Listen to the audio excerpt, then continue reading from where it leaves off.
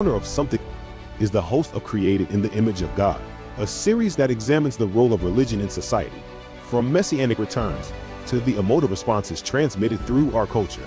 Wade fearlessly addresses reality claims from all directions, objectively exploring their compatibility with Holy Scripture. Joining him is Daniel Sanderson, CEO of Planksip, an international philosophy and cultural media outlet, helping emerging thought leaders with personal branding by co-creating organic content. Tonight's episode, Theology and Human Dignity, with Roy Leathem. Roy Leathem. Well, that's a name that I love. Let me explain to the audience why I love that name. When I get to come into the show week in, week out, introducing the guests, but we're in for a real treat today. Roy Leathem. Roy's my uncle, and and so as we get to explore Roy's childhood, it's going to be through the lens of something that I'm very vested in, right? To learn about your childhood, your formative years. And I want to share with the audience, a lot of times I think to myself, how would I stage something? How do I bring it up and present it to people? And when I'm in doubt, I find the easiest thing to do is just the truthful approach is very, very effective. And so for audience members, there's a bit of a backstory with me. I was adopted, and I actually never met my maternal side of my family until I was 22.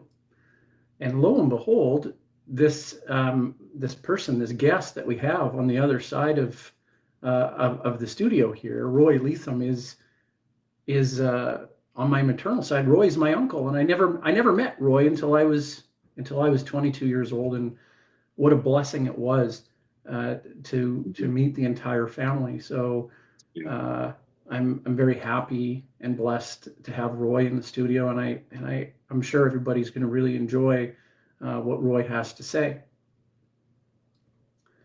So on that, there's a little bit of a kind of a scripted unfolding in the show, and what we like to give audience members and listeners that are tuning into this show is we want to find out a little bit about Roy and your childhood. Yeah. So maybe explain where you grew up, how many brothers and sisters you have, and where you fit into that mix. And then as it unfolds, move into how theology started to seep into the to the identity that is sitting in front of us right now. Well, thank you. I really appreciate that introduction. And hello to all the audience and online friends. That's right. I only became aware of the fact that I had a nephew, much later in my life. And it really was a surprise that we had so much in common, and, we enjoyed each other's company. So, I mean, the history part of it, came from a seemed like normal family. Hardworking dad and mom. Mom was an artist. Dad worked for the gas company. I was the youngest of three. My sister was the oldest. My brother, 2 years older than me, and she was 2 years older than my brother. So pretty close together in that sense. But I was way different, and I'm not sure why, but had a lot of problems, and started very, very early. And first day of school, I was kicked out, and that started a war with the institution of education for me. Never passed a single grade of school. Always the class clown, always the guy getting kicked out, getting into fights. And it just got worse. I was in trouble with the law from very early age, 8, 9, 10, 11, 12. Sneaking out of the house, breaking into places, acts of destruction. I can't go into it. It was like a non-stop drama. And oh my goodness, my poor dad, mom, um, they were torn to pieces. The whole family, I think, was torn to pieces. But um, it was so bad, actually, um, that, I mean, I lost pretty well every friend that I ever had. Um, Certainly the connection with my brother and sister, my father, who was just could not believe I was doing the things I was doing. And um, he used to always say, well, why did you like steal that car? Why did you paint on the side of that house? Why did you derail this train? Why did you like try to burn down a church? Like, I mean, I'm 10, 11, 12 years old. I was making bombs. Um, and I would just shrug my shoulders and say, like, I don't know. And it brought me to a place of real shame. And I still didn't really know the answer, but I knew that there was something weird going on. And it really wasn't until I started getting into social work studies much later on in my life, and then started working as a mental health worker, that I realized that, oh, wait a minute, I've seen this before. This is a child diagnosis, or this is ADHD, or this is a borderline personality disorder. And I guess I had a few, but ADHD was a big one. And that led to depression, anxiety. And I was so compelled to figure out what the heck went on with me that I spent the rest of my life working with people with mental illness, people with histories of problems like that. A lot of it touched onto addiction. A lot of it touched onto crime.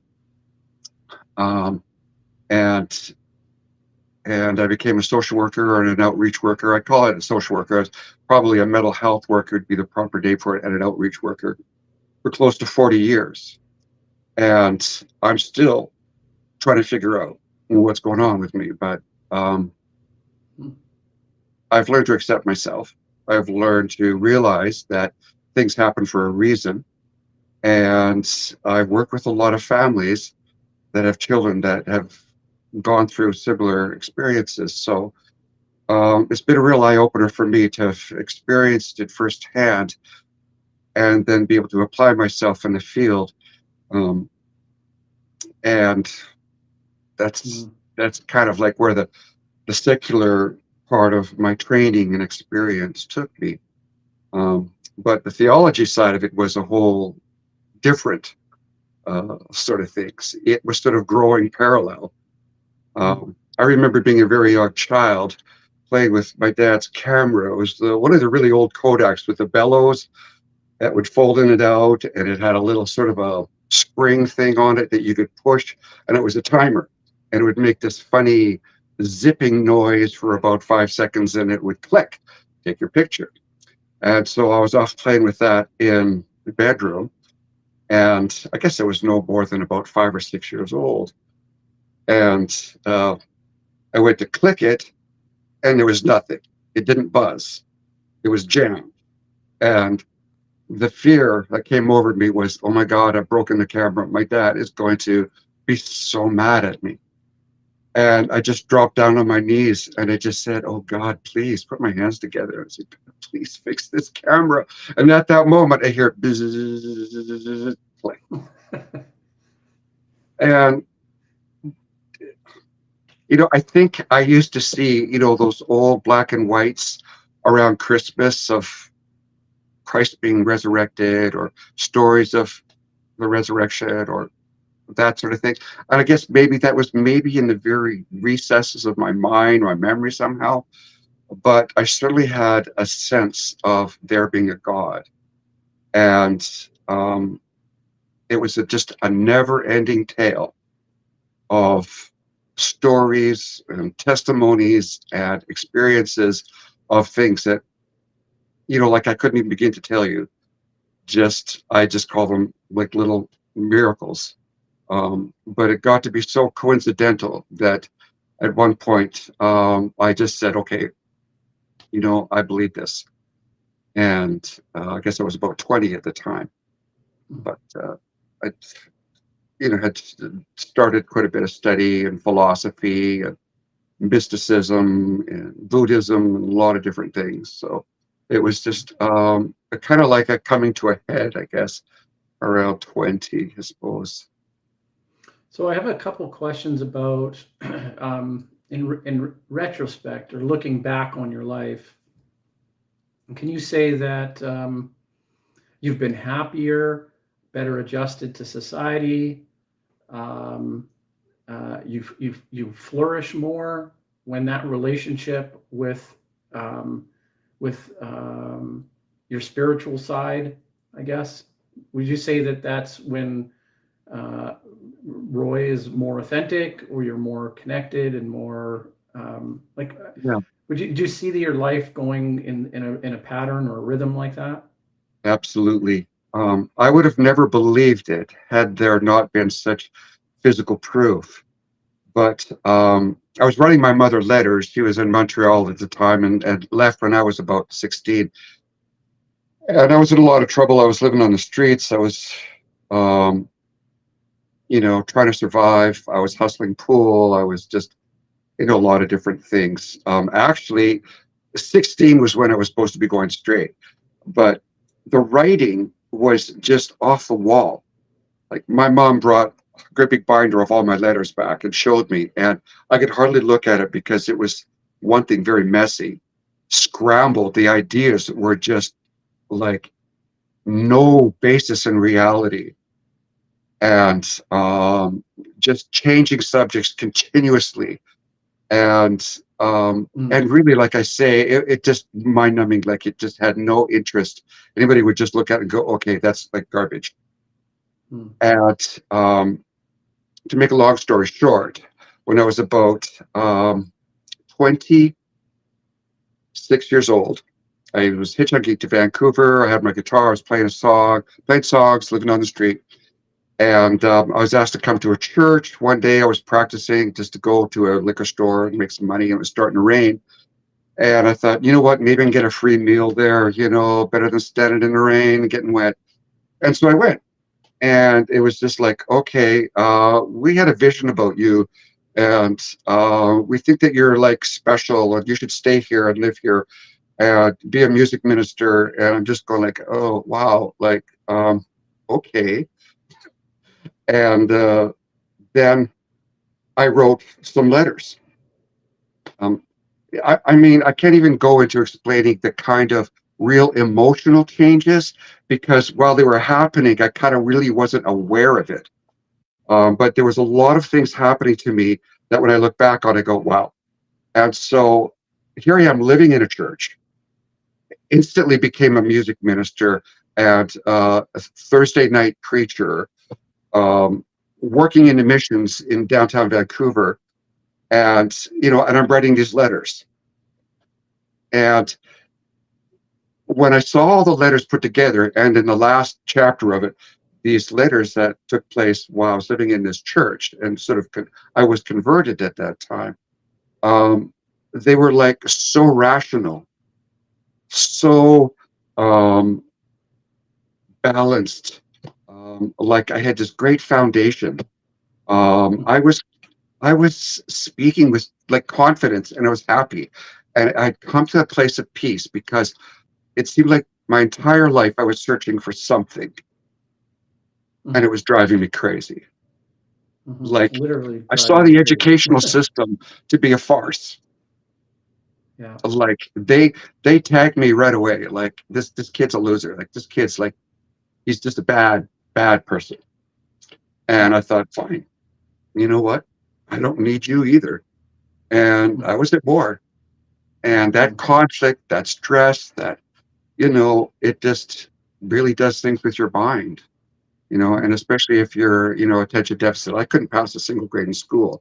And then I went to theology school, and I graduated with like straight A's. I was on the dean's list. I was like considered the Bible answer man by some of the students. You know, they were like, Roy knows that sort of thing, because it's just like so into it, so motivated. Mm-hmm. That's something I never had before. You know, to have the interest, to be focused, Hmm. and I've never failed anything I've put my hand to since then. You know, it's that there's no failing for me. I'll never give up. Hmm. And so, from not being able to keep a job, never passing a grade in school, I I became very successful in the field of social work and just continued on. I tried my hand at the pastoral music ministry and different things, but I found it hard to be a part of the church system. I kind of like to do coffee houses, something on the side. They call that para ministry. It's sort of like not in the church, but kind of sort of similar, just Hmm. more of an outreach. Yeah, yeah. That's really interesting. I mean, as you paint that picture, I think to myself, um, that makes the choice very black and white. I mean, it's just the transformation is so. I've listened to testimony and people explain about the process and when they knew, and that whether they found Jesus or they became one with their faith, right? I guess that'd be the Yeah. way to describe it. And your particular case, I think maybe there actually, now that I think of it, I think maybe Wade has some parallels there with Hmm. his, Hmm. which we're in typical fashion. We're going to, in about 5 minutes or so, we're gonna go to Right. a commercial break and stuff. Wade will come back, and you guys will have a lot to talk about, I'm sure. Um, I was curious about the secular nature of your social work, and did you find that working from um, the secular side of social work, that you were bound or limited with how you could express religion? Mm. No, no, because love is unbound. Um, and really, religion in its purest sense is loving God and loving your neighbor. Um, that's it. Um, and you don't love people or try to help people. Well, I should say that you can love people with an agenda. You know, well, I'm getting paid to do this, so I'll put on a happy face and go through those motions, you know, to do the paperwork and move you on to the next stage, kind of thing, right? But for me, it was no. I need to focus in on this person. I need to understand who they are, and I need to connect. And in that connection, there's something spiritual that happens. That they understand that they're being understood, and that someone cares. And you can, at that a certain moment, you can even feel like if spirituality could make a sound, it'd be like a deep breath coming out of them, and all of a sudden feeling peaceful and relaxed and going, wow, somebody cares or someone is understanding me.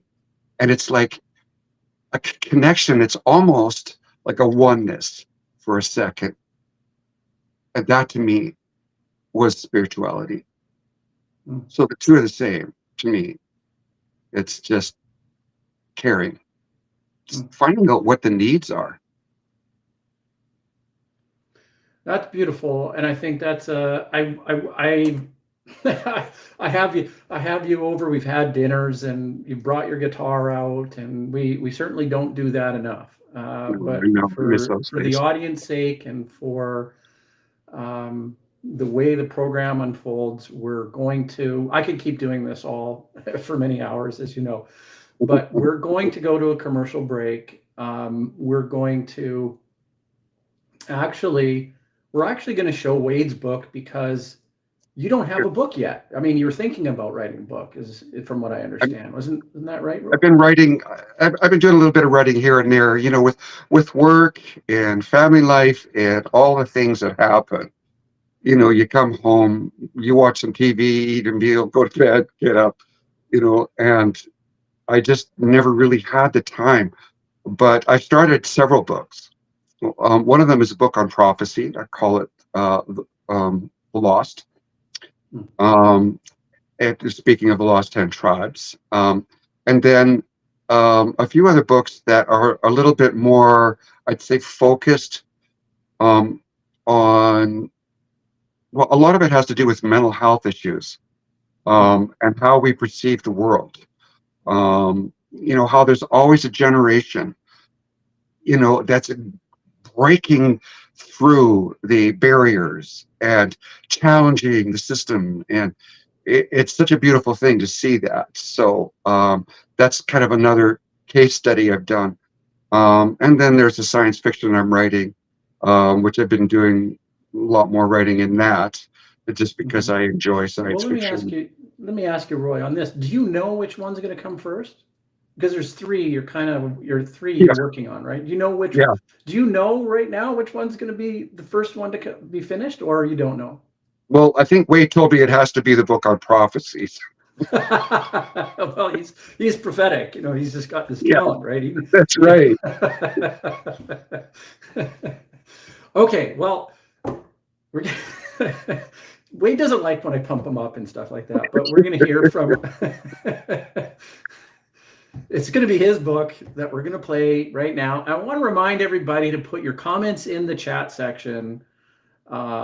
Engage with Roy, ask questions. There's going to be a book given away at the end. This happens every show. So Roy, just make a mental note when you've written your book.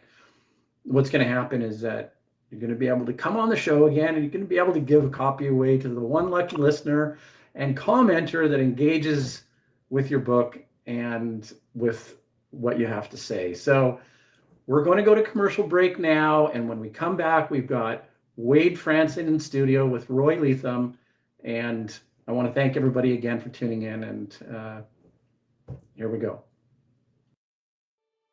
What do divorce, kidnapping, ancient prophecies, and the collapse of the Soviet Union have in common with the music of the Beatles?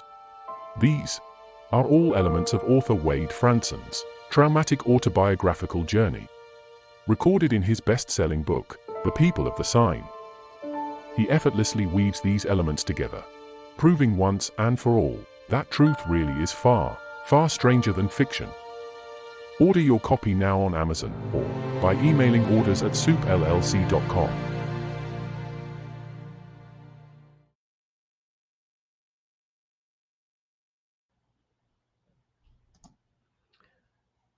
And you can also order it with that QR code. Well, wow, Roy, I was so interested from back behind the curtain in what you had to share about your upbringing. And Dan is absolutely correct. We have a lot in common. To start with, you're up north, just in the area of Surrey, BC, Langley, I think you called it. And Surrey is where my parents met. And as you were describing your antics, I thought, wow, you must have been running around with my cousins, Calvin and Rod, because those are the kind of things they were doing too. And I was up to my own antics as well. So yeah, we have a lot in common, and that's part of the reason too why I ended up going down the path of theology. So much there to dive into. One question though, did you have formal study into theology at a university? I think you might have mentioned that, but I wanted to dig into that a little bit more. Yes, I took first of all a diploma in theology, or I guess Bible studies, through Life Bible College, which was connected to the oh God, Amy Semple McPherson, Foursquare Church. Yep. And then they got the ability to do degrees, which I followed through after that. And at the end of that time, I finally figured out what life meant, the LIFE, an acronym, which is living in financial embarrassment. Yeah, so you weren't going to do much with that theology degree, and then you had to get to work. Is that what I'm hearing? Well, I guess I really wanted to go and be a pastor, because my heart was caring for people, and I Yep. felt that this was the right means and the right tools. But I have to say, I got sort of a bad feeling about the politics of the institution. And I don't want to put blame down on any church or anything like that, but it just was not me. Right. The money thing got very difficult for me to work with. I tended to like to work with people that were very poor, and everything was given free. Spaces were donated to, like working in the missions. I like that. And then that turned into doing coffee houses. But they were really laid back. It was a very soft sell. I wasn't preaching or anything like that. It's just, playing some very soft Christian pop and a lot of free food, and people would come in. It was really nice, cozy environment. And it was just an environment to kind of meet people and connect, right? But I do really like that we got to learn that there was these very early experiences, right? Like with the camera and the whirring and the click. I thought, well, when you said that the sound of spirituality, maybe that's what it is, right? It's that whirring and that click. Oh, yeah. But so let's say for a moment that was a miracle. For the sake of discussion, let's say God heard your prayer at 5 and he fixed the camera. Why would he Right. have done? Why would he have done that? Is it so Well, that you because could? Is it so that you could sit here and tell that story, and thereby somebody else would be convinced that didn't have faith? Is that? Do you think that was the reason, or was there a different reason? Well, I don't think he wanted me to get into trouble. I asked him. In other words, it was personal for you. The intent Yeah. wasn't that you would sit here at your ripe old age of 29 and tell this story, and the masses would be converted because they believed in the miracle. Well, yeah, I'm pretty basic. Like I don't get off on, two of those like what could be, or a grand um testimonies of, well, my story really changed people's lives. Like to me, it's just, I just look at the very basic fact that it happened, Right. and But that's my sort of, point. yeah, It changed your life. You still remember it. So even if you can't trace exactly how that little miracle, that little proof that you had a heavenly Father, even though you couldn't trace the trajectory and the outcome, you couldn't plot it on a graph scientifically such that the doubters and the skeptics would buy it. It was for you. It was a yeah, loving being giving you a gentle encouragement that was very powerful and meaningful to you at that time, because your prayer was sincere. yeah, Back when I was a yeah. minister, there was this common sort of old, you've heard of dad jokes, right? This is a minister's joke, right? Well, what is the best position for prayer? Well, it's when you're hanging upside down in a well, obviously. Yeah, Right? So it was a sincere prayer. You got an answer, and it was important to you at that time. It yeah, wasn't for anybody else. It's yeah, nobody else's business. It's great that you share it, and I'm not saying you're trying to share it in any wrong way. It's great that you're yeah, sharing it, and I'm grateful that you shared it. But it was for you, not for me. yeah, yeah, And yeah, I'm encouraged by it too, because I can see that the Father that I have and that I know has also helped you and loves you as well. And you and I were talking a little bit about the Bible earlier, and all that sibling rivalry, right? Every single Bible story from Genesis has to do with sibling rivalry and Cain and Abel, you know. Isn't that something, though, eh? Yeah. And yet here you and I are sharing this story, and my heart is just warmed by the fact that God loves you just like he loves me, right? But Yeah. but so you had trouble with your brother and sister because of, you know, unpack that a little bit more. Well, it was mostly estrangement, I'd say, than anything. You know, I was kind of on my own. I mean, I guess we all were. You know, my brother had lots of friends, I think, and stayed with my sister. And I had like maybe one or two friends, but, you know, I was always getting them in trouble. And then I wasn't allowed to play with them anymore. You were the person that nobody else's parents would let their kids play with you. That's right. That's right. And I'd still find a way to do it. You know, I don't know why. Well, There's they like probably this. wanted to play with you because it was fun playing with you. That's right. Yeah. Wow, we stole a car. Yeah, I had a friend like that too. Actually, a couple. Every time we got together, we were in trouble. I was also in trouble with the law when I applied to study at my church's university, and you had to be interviewed by the minister. The minister said, "I've only got one question for you, right? Your minister had to give a recommendation, or you wouldn't get in." Right. And he said, "I just got one question for you." Like, okay. He said, "I've heard some rumors about you, your cars, the police. Are you applying to ambassador?" That was the name of the university. "Are you applying to ambassador to escape from the law up here in Alaska?" I could honestly say no. I mean, that's a side benefit, but that's not why I'm doing it. Yeah. Yeah. But I guess I said no, but I'm like, well, there went my chances, right? I mean, if that's the question that he asks, you know, there's no way I'm getting in. Yeah. But I was put on an alternate list, and I got a call 4 days before.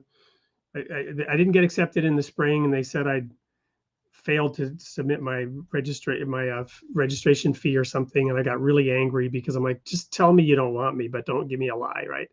And so then I got a call 4 days before the spring semester started and said, if you can be here in 4 days, you know, there's a spot for you. And I found out they had expelled like 20 students over spring break because they went back home and did things they shouldn't have and that didn't represent the university well. And so because of them, I got in.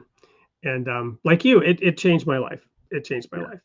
Yeah. So, yeah. So I love that you shared when Dan asked you, so, you know, did your life trajectory become more positive? I love that you stepped into a third person view and said, well, yeah, looking back at these letters, right? Objective proof. Yeah. So I do sense that you're not here trying to sell anybody or convince anybody, but you're trying to look at things objectively, both in terms of the world and yourself. Yeah. Yeah, for sure. I mean, reality is truth, you know, and nothing will teach you more than looking at reality and dealing with it. Well, and so I've often said that there are two great books of Revelation. There's the book of Revelation with an R, and I think this may well be a Baha'i teaching. I'm a Baha'i, full disclosure for you in the audience. I think this may be a Baha'i teaching, and that may be where I got it from. But there are two books. One is the book of Revelation, which is the written word, the word of God. And then there's the book of creation, right? The creation itself is God's revelation. Right. And we're only beginning to learn to read that second book. And that revelation is in a way more powerful. I don't want to diminish God's power and the direct power of the word, but his creation is the revelation of who and what he is. Oh, that's so true. I couldn't agree more. Yeah. Yeah. And so your point about it's reality, right? Exploring reality.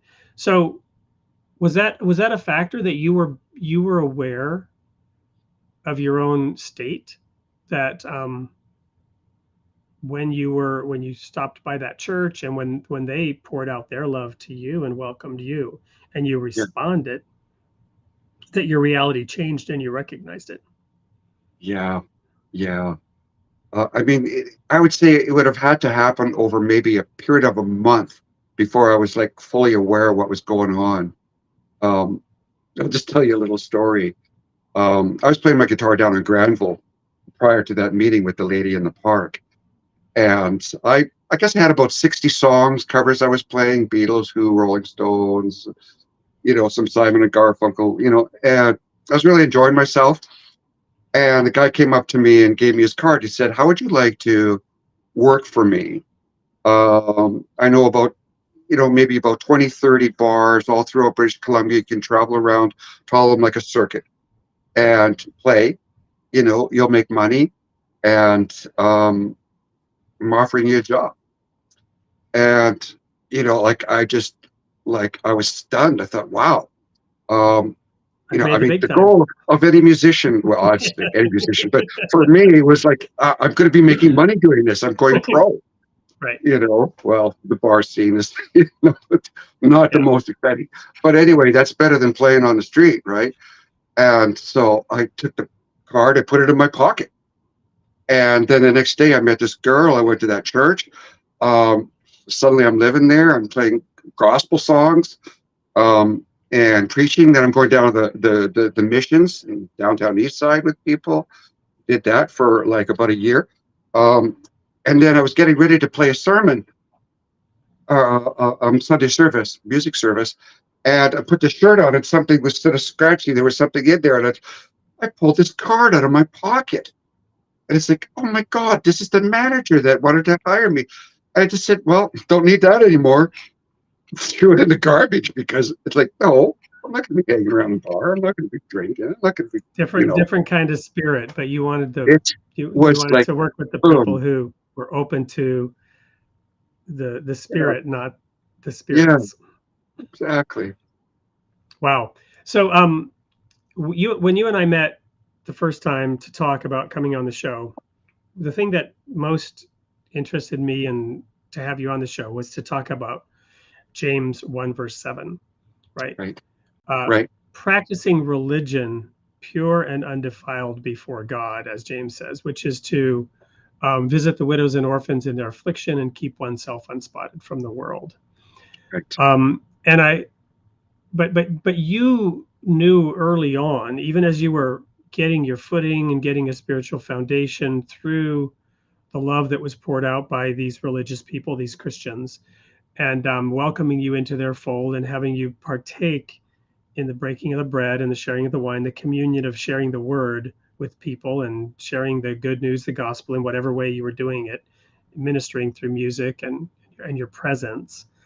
Um, but you mentioned a couple of times in a couple of different ways you didn't really fit in to the organized part of it, right? And so you've always wanted to get at the deeper meaning underneath the, let's say, the religion itself, the cult. And I don't mean that in a negative term, but the cult, Mhm, which means the mhm. practices, the rules, the laws, the behaviors that get adopted over time by the religious people. That's known as the cult in theology.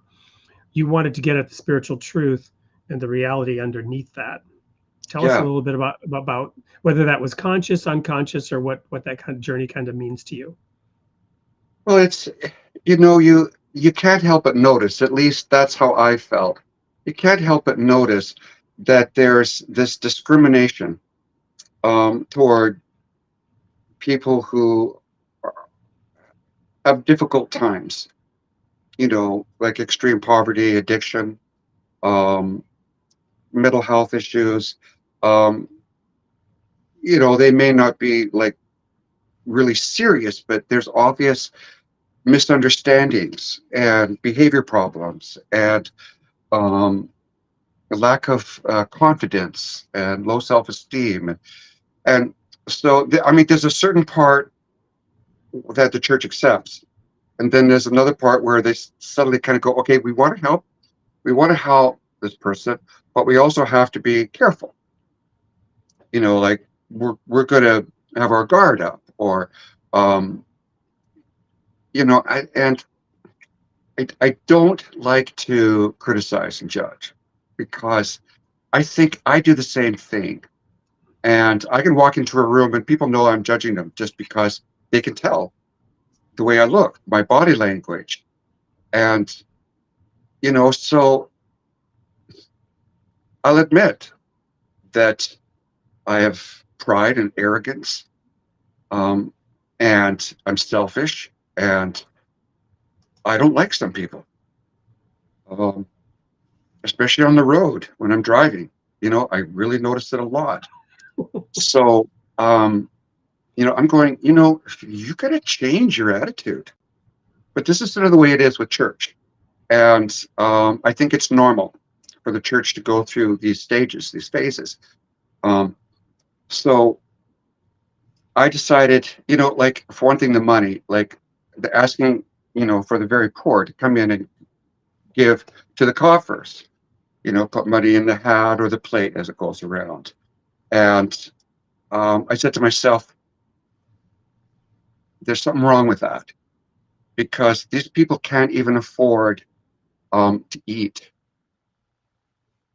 And I'm not going to take their last $2 or whatever that may be. And I'm not going to be putting shame or guilt on them because they didn't. And I certainly don't blame them that they didn't. But, I can see that they felt uncomfortable. And I thought, to me, there's something wrong with that. And so that was the great divide. And so when I would do a coffee house, and I did it in the basement of this church where I was living, I would put out a spread of food and people would just come in and eat. And I had some, soft canned music playing. I had about maybe 2 or 3 sets I'd do, short sets.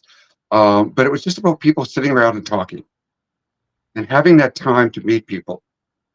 And it grew enormously. Like after only, 3 months, started with 3 people, my mom, my best friend, and myself. In 3 months, there was over 120 people coming in a single night. We'd had to literally clear people out to bring more people in. It was just a Monday night affair. It was once a week.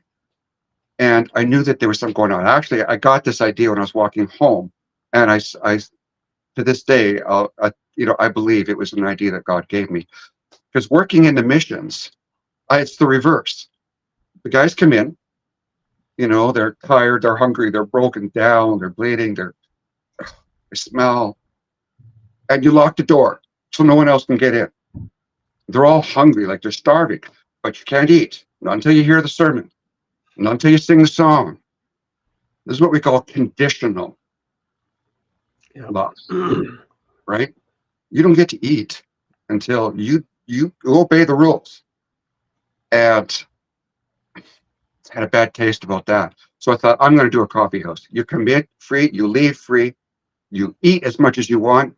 I'll even pack a ton of food bags for you if you want to take it. And then they see there's a difference. They see that there's genuineness, there's love there. Right. And the theme of the coffee house was this, that by this shall all men know you're my disciples. That you have because love one for another, John another. 13:35. Yeah. That is the sign of a true Christian. So I showed the video of my book, The People of the Sign. It's one of the themes, my search. What is the sign of a true Christian? To me, it was obvious. It was that verse. Why? Because by this shall all men know you. So that's a sign. You put a sign out on the outside of your building, right? And well, actually, the inside. It was literally hanging from the rafters inside. I felt like I'm going to put it there. Well, that's awesome. But any business, right? Starbucks, that's where you get your coffee, or the Target, the shoe store, whatever it is. It's a sign outside that says who's inside. Yeah. By this shall all men know that you are my disciples. What's that? A Christian is a disciple of Jesus, somebody who follows him. By this shall all men know that you are my disciples, that you have love one for another. So that second book that I wrote, The Hardness of the Heart, which I shared a picture of with you earlier, 10 years in the wilderness looking for that, looking for people who fulfilled that sign, looking for people who were true Christians, who actually practiced that, such that one could visibly see it from the outside. And it's interesting that you mentioned this conditioning thing, because every Christian church, and probably every church, I'm not picking on Christians, every Christian church believes that they have that sign because they love one another inside the church. But that's not the sign. The sign Right. is an independent objective. Remember, I talked about your objectivity and describing your journey by going back and looking at letters, which can objectively be shown. It's an outside, independent, objective, third-party observer that says, yep, yes, those people have love. And that was the challenge that I saw, because the people in the church, they believe they love one another, but the people outside know they're hypocrites. So, and it requires the people outside to recognize it. That's the sign. That's how bright the sign has to be. Don't Yeah. hide your light under a Yes. bushel. Yeah. Yeah. It's like 5-man electrical band. Sides, everywhere the sides. You know, we are the Yep. sign. We Right. are the sign. Yeah, blocking out the scenery. Do this, don't do that. Can't you read the sign, right? So speaking of signs, we're going to go to a commercial break. And when we come back, we'll continue this. This particular commercial break is for the Royal Falcon Foundation. And it's a foundation that I actually personally have started with summer camp programs that try to reach young people with that pure, unconditional love in experiential ways, teaching leadership through experiential means and methods. We have another camp coming up down in Arizona in a few weeks. There are still openings. If anyone wants to know, they can reach out to us. I'm going to go ahead and play this video to show you a little bit about what that's about. And when we come back, we will have more with Roy. Stay tuned. Welcome to the Royal Falcon Foundation. Our curriculum and activities inspire and train adolescents through hands-on experiences, fostering growth and empowerment. Through immersive and challenging experiences, we shape young minds to think independently and develop their leadership skills. Our programs foster new friendships and unity, shaping young leaders to tackle real-world challenges with confidence. We believe in equipping the next generation with the skills to become leaders of tomorrow. Join us at the Royal Falcon Foundation and be part of a journey that empowers, unites, and inspires. Visit our website and embrace a world of possibilities today. RoyalFalconFoundation.com.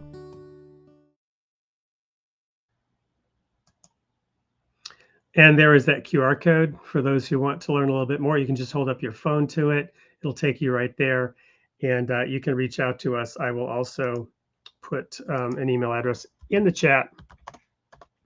I think, Roy, people must be spellbound because I'm not seeing a lot of chat in the chat. But hopefully we will have some of you check in. Remember, there is or might be the fact that nobody wants my book, which is totally fine. So there's an email address you can reach out to us about anything you hear on the show today. So Roy, right before the break, we were talking about the sign that you have love one for another. Yeah. So tell us a little bit more then about your journey and your experience as a mental health worker, as a social worker, and how that idea of pure religion has unfolded for you over the course of, did you say 40 years? Close to 40 years, about 37 years. Okay, so you got a few more before you reach the Moses level of wandering in the wilderness for 40 years. But hopefully it wasn't a wilderness for you. Hopefully it was enriching and not a desert. Tell us about it. Oh, it's been a joy. I mean, I would consider the coffee houses as an equal part of outreach, as much as any other outreach you see in the secular industry. Because really what you're doing is you're doing some counseling. We're just talking and understanding people. I believe in that connection of understanding that there is a coming together of souls, and that in that moment there's a change, a growth, And sometimes, for example, I might say, wow, you've been dealing with this, really all your life. And the person would go like, yeah. And you can see in their face, it just relaxes, it changes. And you hear them breathe out that like there's a sigh of relief. And that to me is spirituality. So when it came to the secular work, to me, it was about just zoning in and trying to figure out where people are. Sometimes it's anger. Um, so I worked in psych wards. I worked in homes for people with brain injuries. Um, then I worked um, in, oh gosh, which came first? Um, I did some church work, which had a lot of secular aspects in it, like some psychology. And then I was a drug and alcohol counselor for 8 years at King Haven in Abbotsford. Um, I had, then I went back to school. I took more courses. I did a degree in education.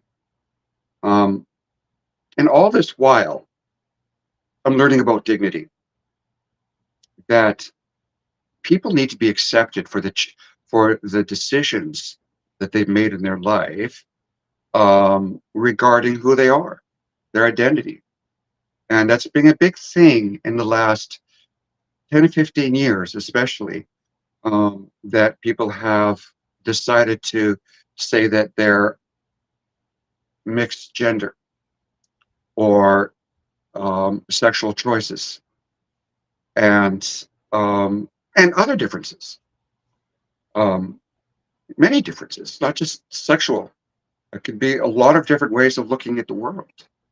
But hi, I love that you shared that, because to me, that's a very reasonable decision to make.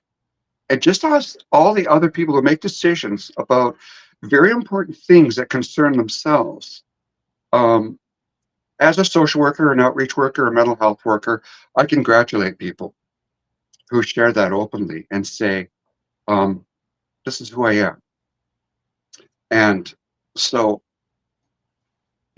I had to really study stuff, really, and challenge myself. How do I feel about that? Am I okay with that? Can I live with that? Can I help people if I'm thinking, you know, contrary feelings and thoughts? And I really had to get on board, because this is where the world's at. And I'm not going to make up some false fantasy world that, if you join my world, everything's okay. No, this is your world. And I want to visit your world. And I want to know who you are. And I want to look through that window that you're looking through. And I want to see what you see. And I want to feel what you feel. Because that's the only way I can understand. And I could tell you that 100% of the time, every time I could see people through their lens, through their perspective, I saw how beautiful the world looked and how beautiful they were. And so for me, I saw no difference in theology and the secular fields. I see that they are both one and the same, that it's about finding out what their needs are and respecting them for who they are and loving them for who they are. Which is the most beautiful thing you can do to anybody, is to love them for who they are, without any condition. Just, So, I mean, we are all made in God's image, right? Everybody. So that's a beautiful thing. Yeah, so we've had a guest on here. We're going to have him again next week, actually. I usually mention this at the end, but a little preview of my plug at the end. Joseph Atman, who wrote the book, The Philosophical War, and he talks about the Garden of Eden. And I love the story of the Garden of Eden, and I love meditating on it. I've spent my whole life meditating on it, what it means, because I love going back to the beginnings. It's one of the reasons why on this show we always have the co-host, mostly Dan, take you back to your beginnings and say, where do you come from? What are your earliest memories? That kind of thing. But the point is, when Joe Atman walked through the Garden of Eden story, it came so obviously painfully clear. And I can't say that I'd never thought of this before. Probably I had thought of this many times. I probably even gave sermons on it. But the depth and the richness of the realization, the way he described his philosophical view of the Garden of Eden, is simply this.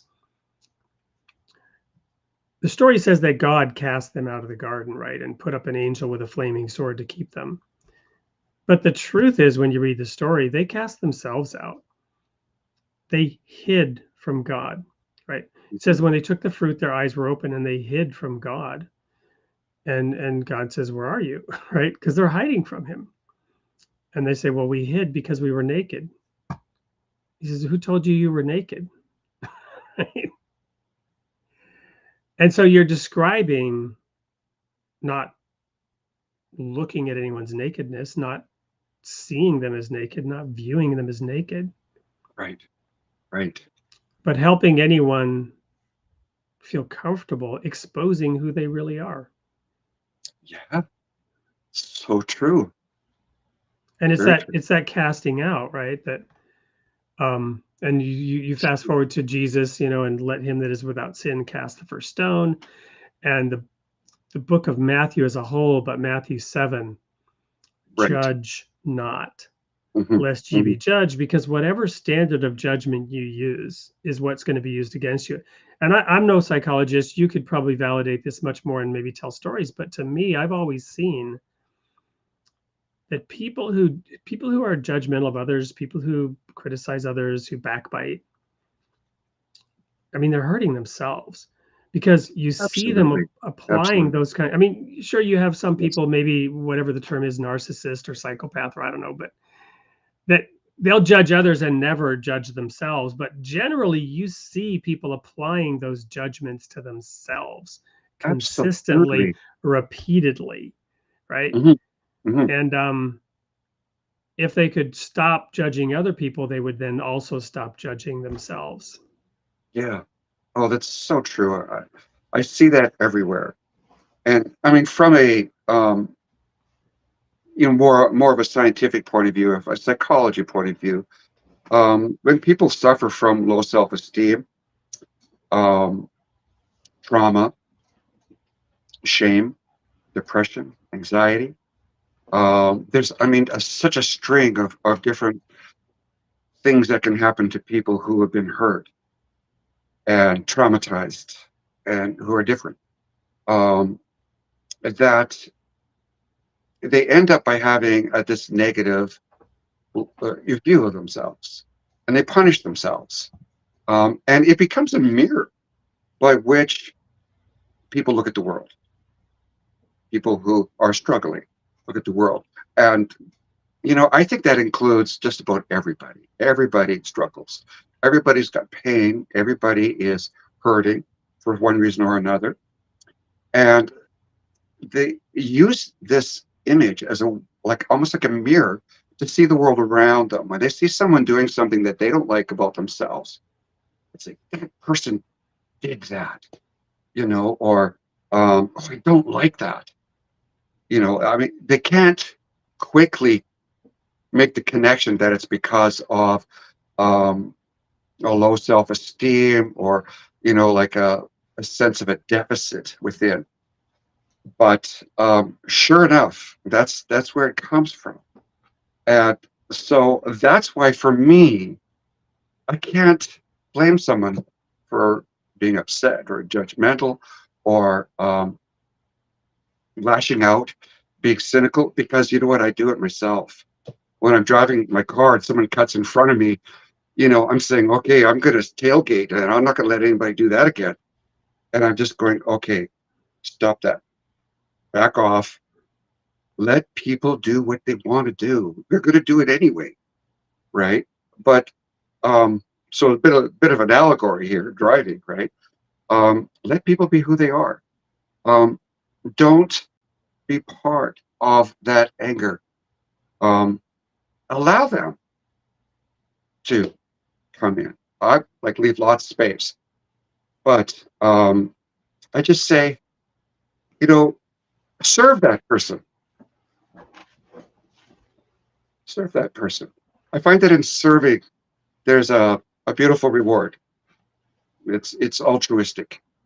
You know, it's okay. Um, it's Yep. like, I don't know. I just find that it cuts through the stress I go through. No, I'm going to do something nice. There's a story in my book, The People of the Sign, which I'll share briefly about exactly this. Maybe it'll want somebody to put a comment in the chat and get this book. So when I was a minister, before I was a minister, when I was studying theology, we had this thing in the Worldwide Church of God, because we kept the Passover. We were kind of weird. We kept more of the Old Testament laws. I won't go into all the theology of it. Mhm. We kept the Passover. We did not keep Easter, but we were Christians, and we kept it with the symbols of the New Testament, with the bread and the wine, Right. not with a lamb.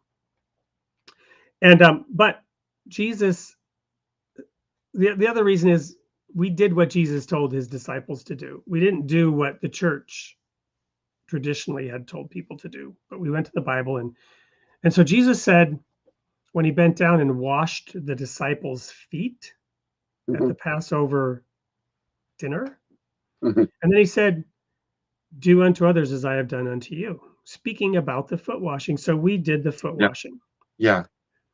And this is actually a really embarrassing story, right? But it shows how deep-seated this thing is. So here I am, recently arrived, and this was the headquarters of our church globally. And we had all these important people, right? These evangelists and stuff that were at headquarters.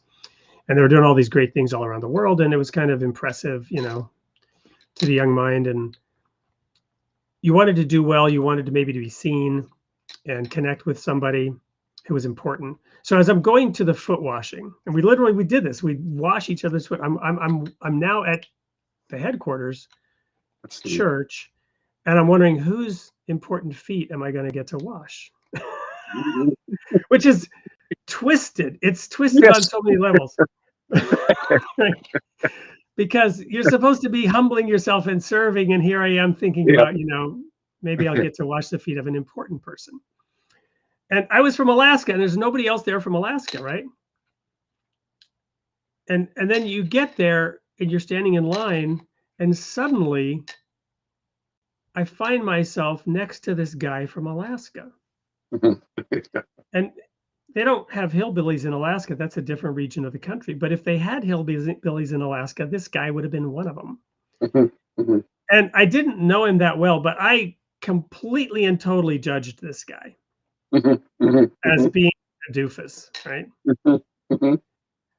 And sure enough, whose feet I ended up washing. Oh my gosh. But it gets That's so better. This man's name was David, right? And of course, oh my King God. David, a man after God's own heart, Yeah. right? A man after God's own heart. Why? Because Saul, the prior king, God said, when you were small in your own eyes, that's when I made you king. And of course, then Saul and David was a humble man after God's own heart. He committed all these horrible sins. He was a doofus in many ways. Yeah. But he was a man after God's own heart. But here's the clincher. This man's last name was Foot. Sorry, Wow. I think he passed away years ago. So, but David Foot, that's the man whose feet I ended up washing. And that, again, you can't make this up. That was my little word click moment, right? That was one of many, many little word click moments. That was an answered prayer of God saying, yeah, I'll answer your prayer for you. Mhm. I didn't actually pray to wash somebody's feet, but I might as well have, because it went through my mind. And I'm like thinking, yeah, maybe I will, I would never have been so bold and obnoxious as to pray, God, please let me wash some important person's feet, right? But Yeah. I thought it. And that was the Yeah. word click moment for me at that time, the little lesson that I needed from that Passover service And it struck deep in my heart. You know, it's that objectivity to realize, Right. who do you think you are? Oh, God. Isn't that true? Yeah. Yeah. It's amazing the way God speaks to us. Indeed. Well, we're going to go to commercial break. When we come back, we're going to bring your nephew back on Okay. and take this show, which already should have ended 5 minutes ago, but we just can't stop because it's too good. It's too awesome talking with you, Roy. So we're going to go to commercial break real quick. And when we come back, we'll wrap this up. Wonderful.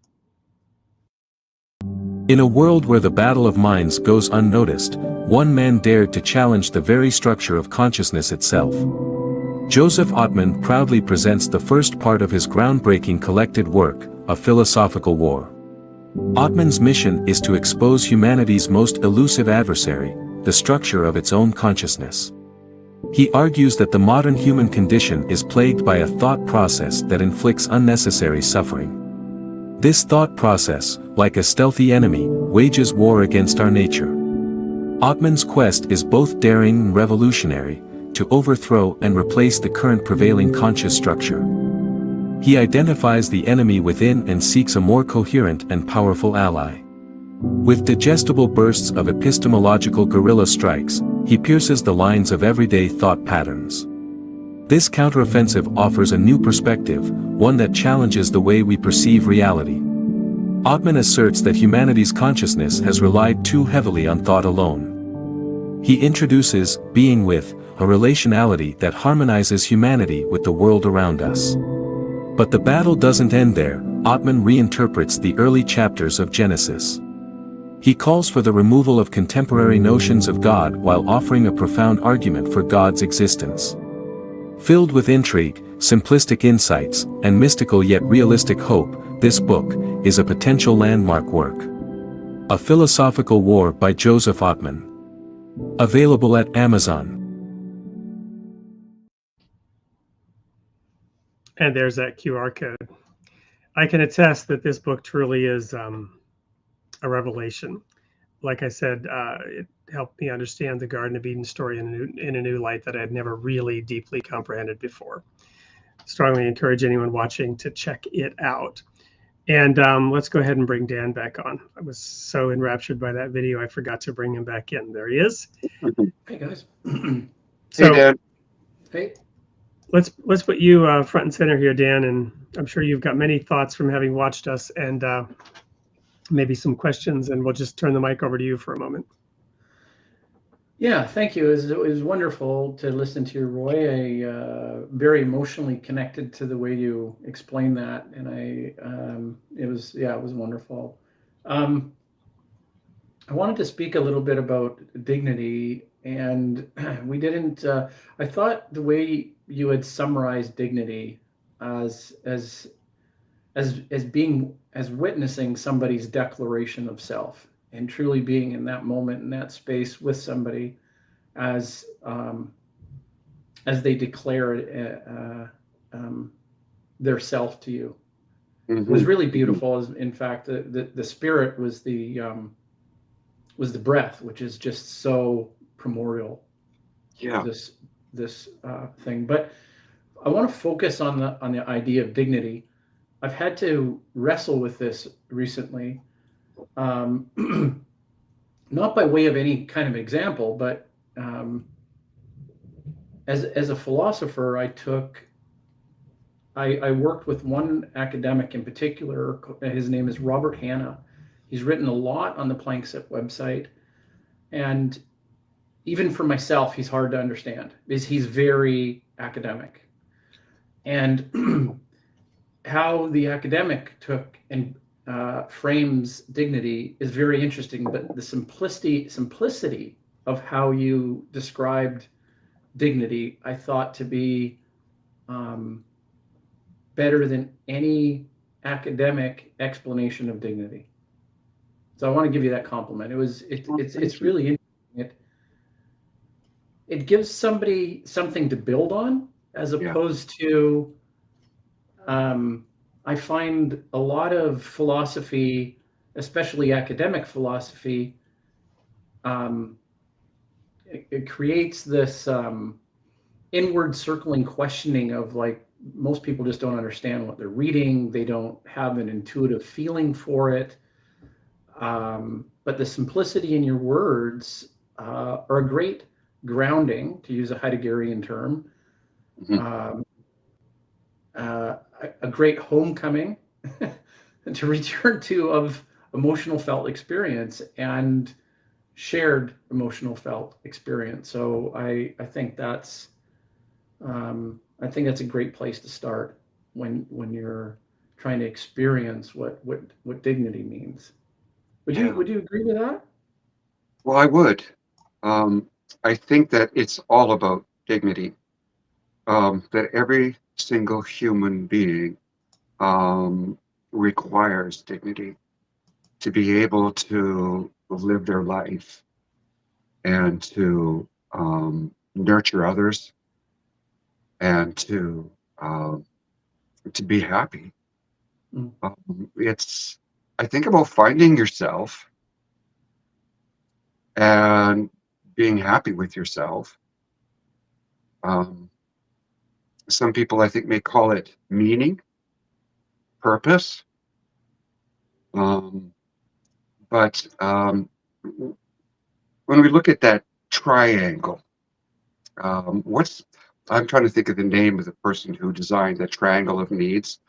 Um, Maslow Maslow's triangle of hierarchy. hierarchy of needs. Right at the top, you see.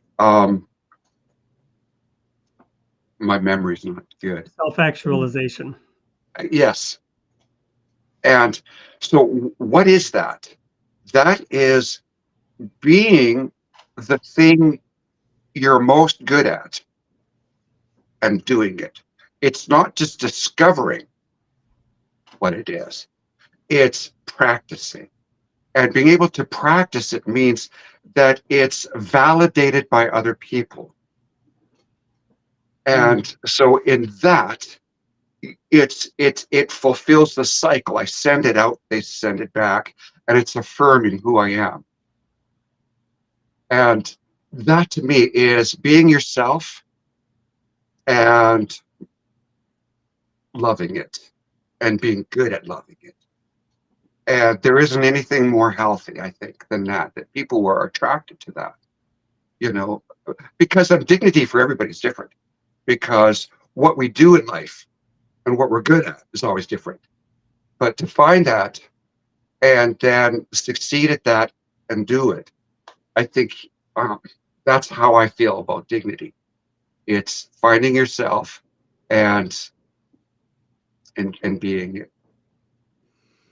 I think maybe Wade's glancing upwards means he's got something profound to say, but I want to add to this that when I'm evaluating a philosophical definition of dignity from a particular scholar that I work closely with, Robert Hanna, there seems to be a tone or something that runs through his explanation that it's something that we give to somebody, right? You give somebody dignity, and it always feels like an empty vessel because there's so much of what you're describing that is so introspective. There's an acknowledgement, but it has to come from within a person too, right? They may That's declare it, but you have to be able to listen for it. Yeah. Well, it's not that I had anything to say a minute ago, but I do now. And it's just the word namaste, right?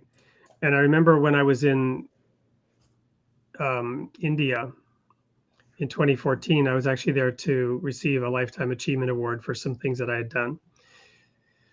And the governor of the state had inaugurated the conferences. It was a series of 5 conferences. And I remember like being up all night preparing my speeches because I I was the keynote speaker from the West on this East meets West thing for 5 days. They had 5 different presentations one was to the media, one was to academia, one was to students, one was to business, and one was open to the general population. And when I was talking to business in particular, I had an experience. I'll go ahead and share the story. I think it's fascinating. It's kind of obtuse, but so previously in my career, I managed outsourcing, and I was for a very large financial services company called Countrywide, whose CEO was put on the cover of Time magazine in January 2019 as the #1 cause of the economic meltdown. And I did strategic planning for them, helping them grow from 30 to 60,000 employees. And I got to ride up and down the elevator with this man, and he was kind of evil. He was just, there was a reason why it was justified that he was on the cover of Time magazine, January 2019. But part of my role was to work with facilities, and also worked with HR and with outsourcing of technology, which I had done with Deloitte. And so we had outsourced the HR service center to India. This is kind of a long story, but stick with it. It's got a big payoff. So we outsourced the HR service center, which means when all these growing employees, these 30, 40, 50,000 employees had complaints, they would call the HR service desk, whatever nature, right? Human resources service desk. And as they were growing, we were actually looking for ways to save money. And this was a mortgage origination company at its heart. And they used to give away Krispy Kreme donuts every month end as the people were working all night, day, weekend, closing the loans before the month end. So they gave Krispy Kreme donuts to everybody. And this was part of the company culture. But as the company grew and there were more and more people not actually involved in mortgage originations, but they were getting the donuts, the cost of the donuts was out of proportion to the original intent and everything. But rather than just saying it was a cost reducing method, these geniuses said, let's launch a health initiative, right? And so they announced that basically the donuts are unhealthy, you fat pigs. And we're going to, for your own good, we're going to take the donuts away from you. Now, this would have been more believable had they actually given you an apple, but they didn't do that. And so this is just the first of 2 payoffs of this story. So pretty much the same day, because this was a number of cost-cutting initiatives, and I was part of the strategic planning community that was working all this. So I knew everything that was going on. And it was about the same time they launched the HR service center that they took the donuts away. So now you had all these people in India on their first day at CFC Countrywide in India, getting deluged with all these angry complaints from all these people who had just had their donuts taken away and were being bullshitted about it, right? Mm-hmm. And so they had these scripts to read. You do understand the caloric content of a donut, right? And they didn't even know what a donut was. But they're having to explain the company's lie to all these people. And fast forward, I left Countrywide and I moved to the Midwest, and I got a relocation package and I was flying back and forth. And there were some air traffic travels, and this airlines that I wrote a 16-page short story about it, Welcome to Dane County, in which I labeled them UA Hell. And they lost my luggage. And it was a particularly painful loss of luggage because I arrived in the middle of the night, and my coat and bag and gloves and mitten and everything were in the luggage, and so was the key to the corporate apartment. And I'm now, and it's 20 below in Madison, and I don't have my luggage. I won't. That's a whole nother Oprah. It's a fun story what happened with that. But so I'm on the phone with UAL luggage claim, and lo and behold, they outsourced their luggage complaint department to India, right? So now I'm talking to India, and I'm trying to, find out where my luggage is. And the agent on the other end was incredibly sympathetic to my plight, but could do absolutely nothing about it, right?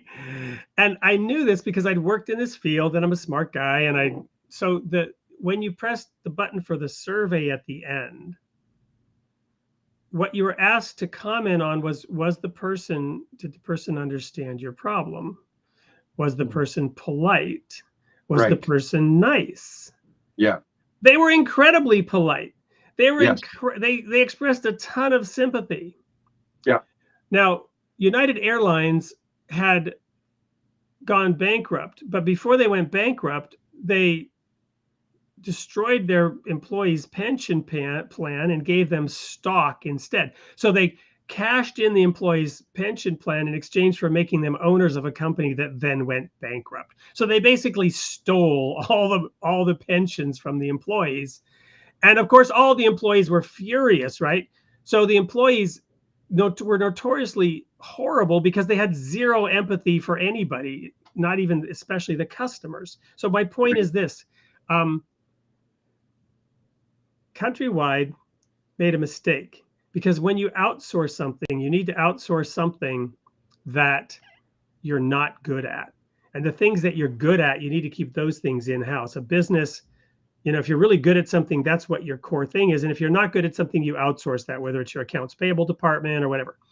Countrywide was really good at BS. They outsourced their BS. That was a bad outsourcing decision. United Airlines was really bad at empathy. They outsourced their empathy, which was a really good decision, right? Because those call center agents in India for Countrywide were paid to BS the employees, but the call center agents for United Airlines were paid to show empathy to the customers. Yeah. Now, the reason I'm telling this whole story is because I explained all this when I was in India. And I said to these businessmen, I said, look, you have something that we do not in America. We have all this business expertise. We can grow these massive, large companies because we know how to apply our minds to customer service, right? And good customer service will grow great companies. If you treat your customers right, if you give really good customer service, your company will grow, right? You treat your customers right, they will love you and your company will grow.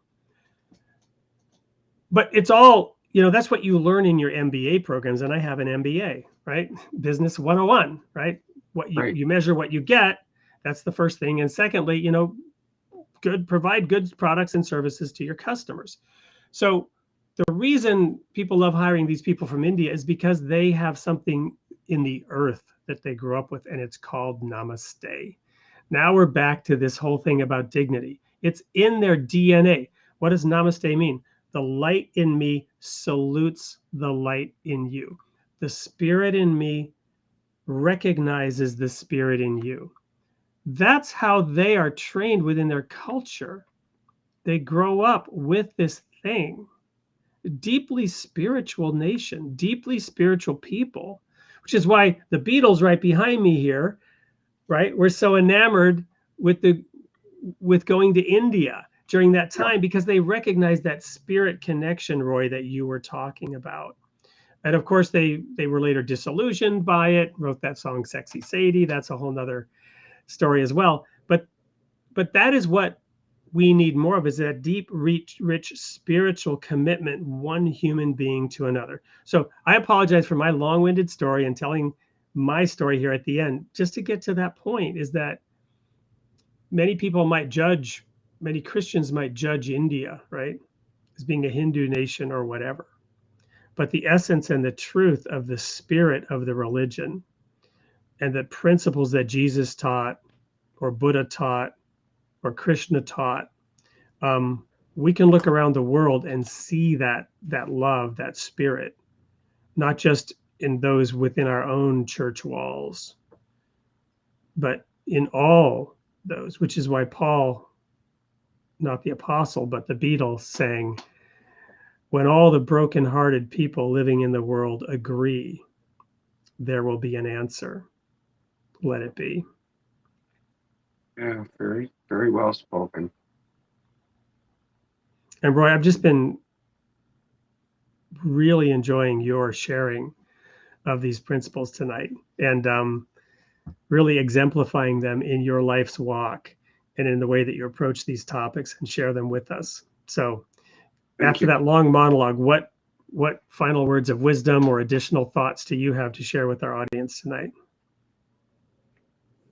Well, that's I mean, that's a wonderful question, and thanks for that. I would just say, love yourselves as God loves you. I mean, we are created in God's image, and I believe that we have God's love in us. And just share that unconditional love, and don't forget to smile. Well, now I have to share something real quick because you've just inspired me to do so. And this is something called a hidden word from the Baha'i faith. And the hidden words are, you might say that they are the equivalent of the Proverbs, right? In the Bible, really short, pithy statements. But the Proverbs are more practical wisdom in many cases. Mhm. And these are deep, rich spiritual nuggets. And this is the fifth hidden word by Baha'u'llah. O son of being, love me that I may love thee. If thou lovest me not, my love can in no wise reach thee. Know this, O servant. And this just, I had to quote this because it just kind of ties up what you were talking about being a servant and serving others. Also, what, in my view, God did for you when you reached out at age 5 and prayed about that broken camera. You were turning to God in that moment, and he mirrored back. He answered you back. And I think if we're honest with ourselves and open to it and show love in that direction to those things that are spiritual, you said it, love God and love your fellow man. And whether it's love to God or love towards man, our fellow man, that love comes back, and it's reciprocal. It's power. It's synergy. It just works. It just works.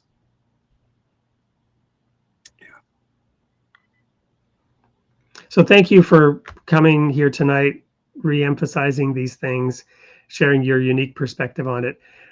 Keep working on that book on prophecy. Even before you get it done, I want to have you back and dig into that topic. Okay. That's a whole nother area of rich learning and understanding. And I know your perspective on it will be very unique and valuable. Well, thank you so much, Wade. And thanks, Dan, for everything that you've said too. Yeah. And for the audience, tune in next week. We already played Joseph Atman's video. He will be here next week, following up on his last visit, and he'll be talking about concepts and free will. Concepts being really a violation of the second commandment, thou shalt have no graven images, right? You can't really have a concept about God and not have it be false. That's so true. Yeah. Right? You can't put God into words. You can maybe talk about some attributes, some aspects of reality, but we're not capable of really describing God. And the minute we do, we're limiting God in some way. And so Joe Atman's going to unpack that in a lot more detail and also talk about how free will plays into that.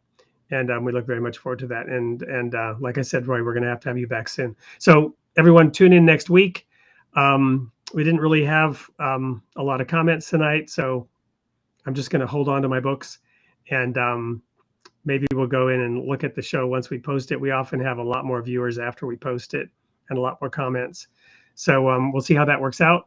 And everyone, good night. And we look forward to seeing you back here next week. Same time, same place, for Created in the Image of God, the Role of Religion in Society. Until then, have a wonderful week. Okay.